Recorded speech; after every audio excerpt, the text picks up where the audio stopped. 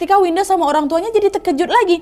Kalau memang betul ada sosok yang suka sama si Winda, kemungkinan besar sosok itulah yang sudah membuat Winda ini selalu menolak setiap kali ada laki-laki yang deketin dia, ya kan? Nah, untuk mengetahui hal tersebut, Pak Kiai pun meminta Winda untuk menceritakan dengan detail apa saja yang sudah terjadi selama di perkemahan. Dan setelah Winda selesai bercerita, Pak Kiai barulah bilang, sepertinya ada yang harus diselesaikan, nak, di sana. Saya sarankan kalian kembali lagi ke tempat itu secepatnya. Kata Pak Kiai, disuruh balik lagi ke tempatnya desa Bu Elmi itu. Udah tua, setelah mendapatkan saran dari Pak Kiai tersebut, tanpa berlama-lama lagi, mereka pun langsung menuju ke desa tempat Winda kemah kemarin tuh.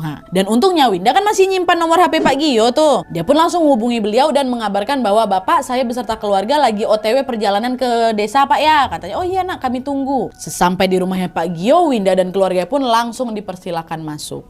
Dan seolah sudah paham dengan apa yang sedang terjadi, Pak Gio pun segera menceritakan sesuatu yang lagi-lagi membuat mereka semua terkejut, Nah, ini nih.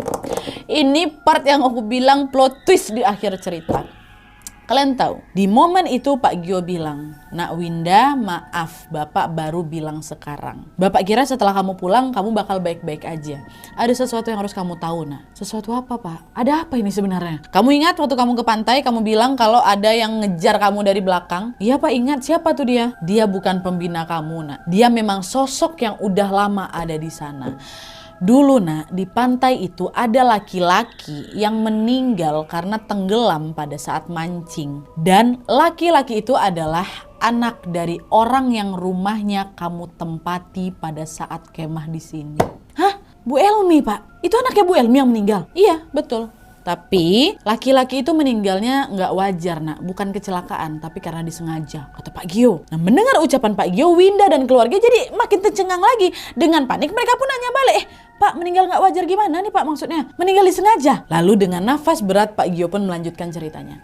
Udah jadi rahasia umum, Nak. Bu Elmi sebenarnya pakai pesugihan. Anak laki-laki yang tenggelam itu adalah tumbalnya. Dia korban dari ibunya sendiri. Dan setelah kejadian itu, biar kamu tahu ya, Bu Elmi ini menikah lagi. Lalu pindah dia keluar pulau. Kami juga nggak tahu tuh kenapa tiba-tiba sekarang Bu Elmi balik lagi ke desa ini untuk menempati rumah itu lagi. Ya Allah, Pak.